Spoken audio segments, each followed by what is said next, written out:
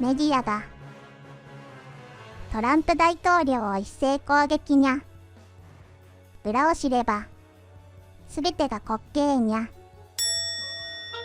日本を愛する皆さん、こんにちは、こんばんは。にゃんぽ時事局ですにゃ。さて今日のテーマはトランプ大統領の西半球支配発言、そしてその裏で進む日米の極秘連携についてです。にゃにゃにゃ、支配なんて漫画の世界の話かと思ったにゃ。世界征服でも始まるのかと思って、にゃーは怖くて夜も眠れないにゃ。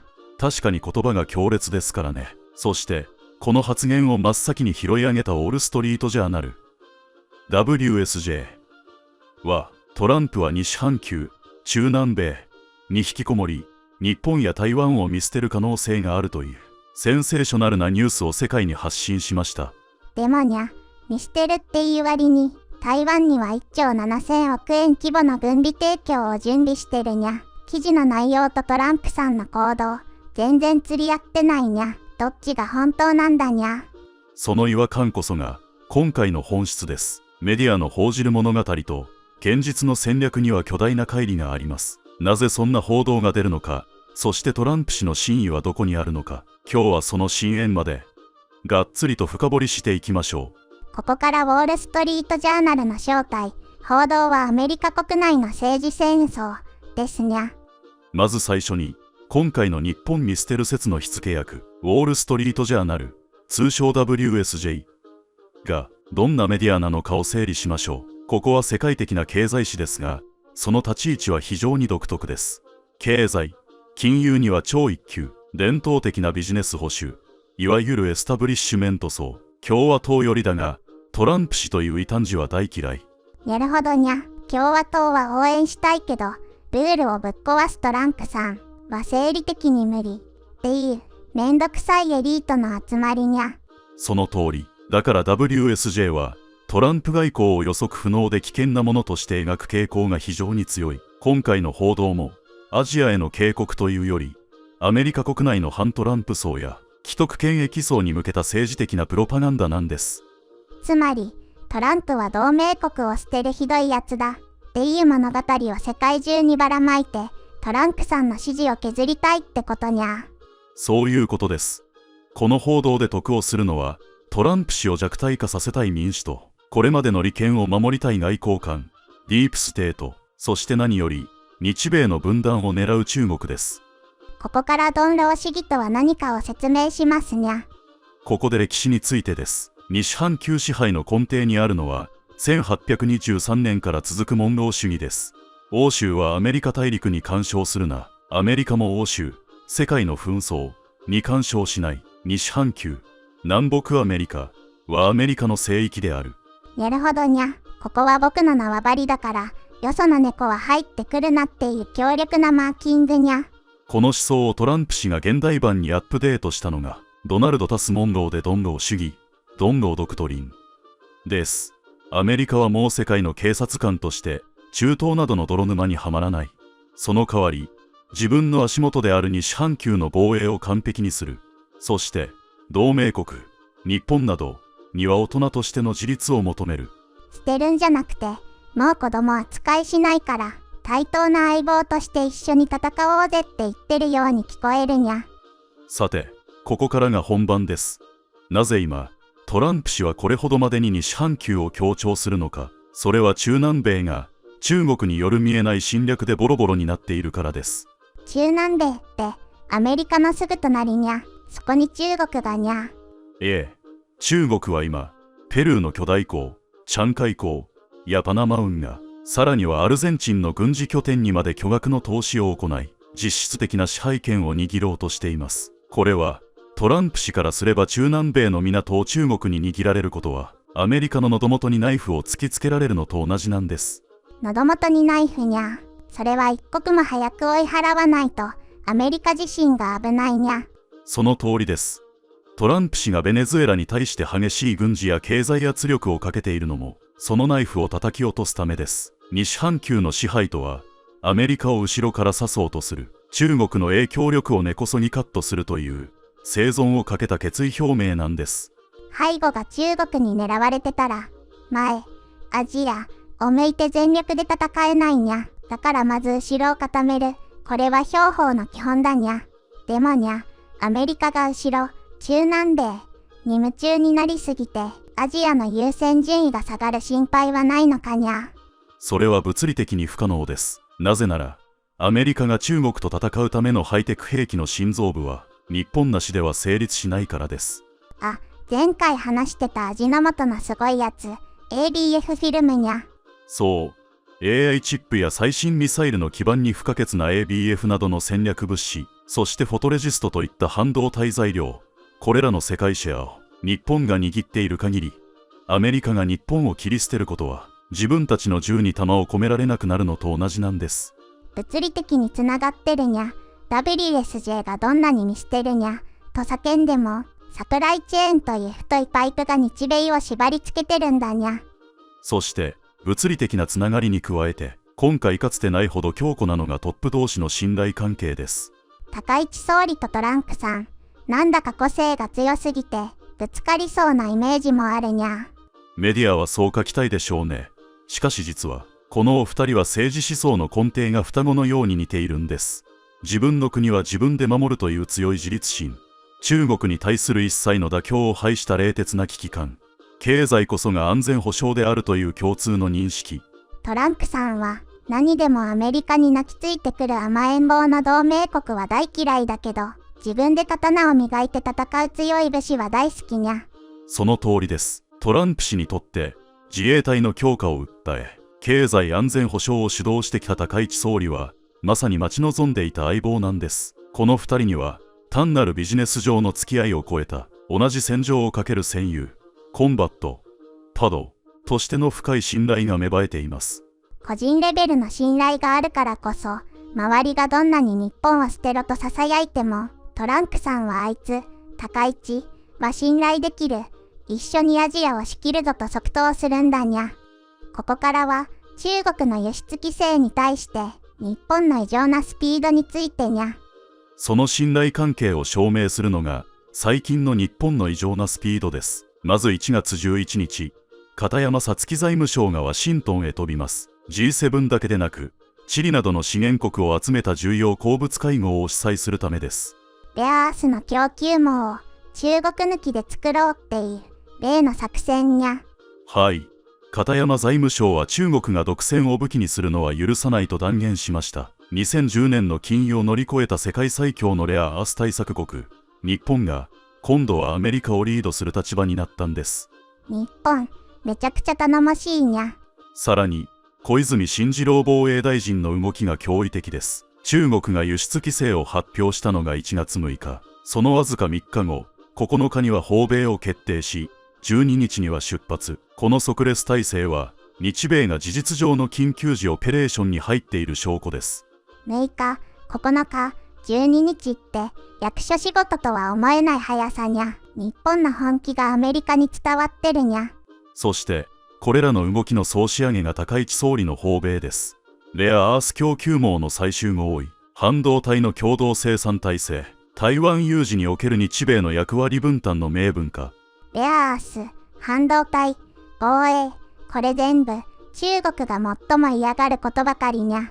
はい。これはもはや相談ではなく、日米経済、防衛統合ともいえる戦後最大の包括合意です。トランプ氏のドンロー主義において、日本は守られる側から、アメリカと共に秩序を作る側、ハブ、へと昇格しました。見捨てるどころか、君がいないと僕のドンロー主義は完成しないんだ。でトランプさんが告白してるようなものにゃ。ではここまでをまとめます。WSJ が報じた日本見捨てる説は、アメリカ国内の政争が生み出した、ただの古い物語です。現実は、喉元のナイフ、中南米の中国勢力を取り除いたトランプさんと、最強の自立心を持つ高市総理が、がっちり握手して新時代のアジアを作ろうとしてるにゃ。日本は今、見捨てられるどころか、アメリカの戦略における最重要の柱として、歴史のど真ん中に立っています。ベネズエラで見せつけたトランプ氏の圧倒的な決断力が、今度は日本を相棒として支えてくれる。これほど心強いことはありません。にゃあもう安心したにゃ。日本が自ら動き、世界をリードする。これが新しい日本の姿なんだにゃ。戦後最速のスピードで進むこの連携を、私たちは誇りを持って支持すべきですね。さて、ここまでに日米の急速な連携とトランプ氏の真意について深掘りしてきましたが、この動きをどう受け止めているのか、実は SNS でも大きな議論になっています。X、旧 Twitter や YouTube、海外フォーラムまでいろんな場所で日本は本当に見捨てられるのか問題がめちゃくちゃ盛り上がってるにゃ。そこでここからは SNS に寄せられたリアルな声をいくつかご紹介します。専門家の分析とはまた違う市民の率直な感覚や鋭い視点が見えてきます。にゃーはこういうの大好きにゃ。みんなの本音が一番勉強になるにゃ。では行ってみるにゃ。中国さん、自分で自分の首絞めてて草。日本を団結させてくれてサンキュー。15年前の教訓をガチで生かしてる日本。有能すぎて優勝。中国産自爆オツ W。資源は武器、ドヤからの代替技術完成コンボ。中国オワコンすぎてわろた。レアアースで脅せば日本が屈すると思った。脳内お花畑すぎて草。嫌がらせが全部ブーメランになって刺さってるのを、滑稽すぎて飯がうまい W。周さん、戦略ミスですよ W。日本の脱中国化を加速させる特大アシストカー社。過去の苦い経験を忘れてない日本をなめるな。備えは完璧。もう積んでるぞ。経済を人質に取る国とは付き合えないって、全世界に周知したのくさ。自分で自分のマーケットを焼き払うスタイル。斬新すぎてついていけぬ W。今回の規制で中国依存、リスクが確定、朗報、世界中で脱中国化が加速。禁輸すればするほど日本産の希少価値が上がる皮肉 W。墓穴掘るのうますぎ。レアアース独占と開ツの時代の話。リサイクル技術なめられすぎて草。日本を屈服させるつもりが最速で切り捨てられる口実を与えたの最高に間抜け。まさに諸刃の剣で自分の指を切ってる状態。自業自得すぎて見てられん。15年前の屈辱、日本人は1ミリも忘れてないから、執念の勝ち方きたこれ。中国が暴れるほど、日本のサプライチェーンが強化されるのバグレベルの皮肉。ネタ枠として最高 W。自分で首を絞めるパフォーマンス。芸術的。日本のエンジニアを本気にさせたのが最大級の握手。もう二度と追いつけぬ。代替品がないと思い込んでる姿が沼。日本の発明力を甘く見すぎたね。日本を団結させる天才。近平、これ以上ない追い風をありがとうな。今回の件で中国は信頼ゼロの認識が世界で固定。積み確定演出きたわ。脅せば従うと思ってるところが老害。今の日本はもう折れないんだよ。中国の戦略、完全に賞味期限切れ、自爆してる姿が目に浮かんでくさ。日本を孤立させるつもりが、自分が孤立、ブーメラン垂直落下で笑った。嫌がらせが即、日本の脱中国に直結、神アシストすぎてお礼言いたい。レアアース規制。勝手にどうぞ。その間に日本は次世代素材へ進むだけ。過去の屈辱をバネにした日本の執念。なめるな。これが日本の底力。日米同盟の絆テストに協力感謝。結果は鉄壁でした。お疲れ様。中国が怒ってるのは、日本の対策が完璧すぎて出だしできないから、正解。日本を団結させる才能だけは認めるわ。衆参政権を助けてくれて草。戦後最速レベルの日米結束。中国の嫌がらせが最強の接着剤になったね。自分で自分の息の根を止めるスタイル。斬新すぎて笑いが止まらん。中国製とかもリスクでしかない。日本産切り替えが正解。異論は認めぬ。時代は脱中国それを加速させてくれたんだから、お礼の一つも言うわ W。中国経済が瀕死の時にこの規制、本当に自分の足を打つのがお好きね。日本の底力をなめた報い。備えを怠らなかった官民の圧倒的勝利。中国が暴れるほど、日米の軍事、経済協力がガチになる。スカッとするわ。言いなりになる時代は終了。日本が世界をリードする番。激アツ展開きた。自作自演の自爆賞、最高のエンドロールまでじっくり鑑賞させてもらう。遣唐使を脱却し、即断即決で動く新内閣への脳汁が出るほどの称賛。高市政権、動きが早すぎて脳汁出る。これまでの自民は何だったん？新次郎の4日ごとべ。神すぎて押せる。完全にトランプ側と握っててくさ。片山さつきを財務省に置いたの、中国への最強の煽りでしょう。再配信。遺憾法卒業おめでとう。行動で分からせるスタイルの高市さん。ガチ推し。総裁選からずっと応援してたけど、期待以上の異次元スピードに震えてる。検討ばっかりの過去の政治から即実行の政治へ。日本、ついに始まったな。進次郎のフットワーク、こういう有事で最大に生きててわろた、言うの。外交のスピード感が異次元。既存メディアが追いつけてないのくさ。高市さんの毅然とした態度に、トランプも一目置いてるのがよくわかる。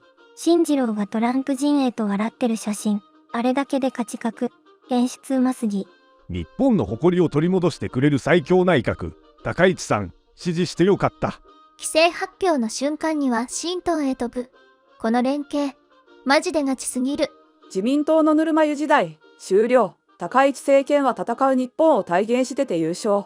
小泉進次郎、単なる人気者かと思ってたけど、外交の先鋒として超優秀。高市政権の電撃訪米で、メディアの嘘が全部バレてスカッとしたわ。トランプジュニアと進次郎が同世代でつながってるのは、未来まで安泰ってこと。変更メディアを駆逐して、トランプ×高市で世界を正常化してほしい。日本が主体的に動けば、アメリカは絶対に見捨てない。それがリアリズム。トランプが味方で本当に良かった W。高市さんの交渉力に期待大。メディアの葬式会場みたいな雰囲気が面白すぎる W。日本の大勝利。最強の布陣でトランプを迎える日本。これが真の独立、真の外交だわ。自分たちで動くやつを助けるトランプ。爆走中の日本は100点満点。日米タッグで中国を完全無効化。歴史的瞬間をリアタイで見れて幸せ。SNS の皆さんの反応、本当に熱いですね。メディアが報じる絶望とは違って、ネットの皆さんは日本の底力と新しい時代の風を敏感に感じ取っているようですにゃ。結局のところ、メディアが騒ぐトランプのリスクというのは、自分の国を自分で守ろうとしない人たちにとってのリスクでしかないのです。私たちは15年前のレアアースショックを乗り越え、今の日本はあの時よりずっと強く、賢くなっています。正しい情報を知ることで、より良い選択肢も見つかると思います。なので日本の姿を、これからもにゃんぽじ事局は全力で追いかけていくにゃ。さて、今日のお話、あなたはどう感じましたか？強い日本こそが平和を作る、と思った方は、ぜひコメント欄で教えてほしいです。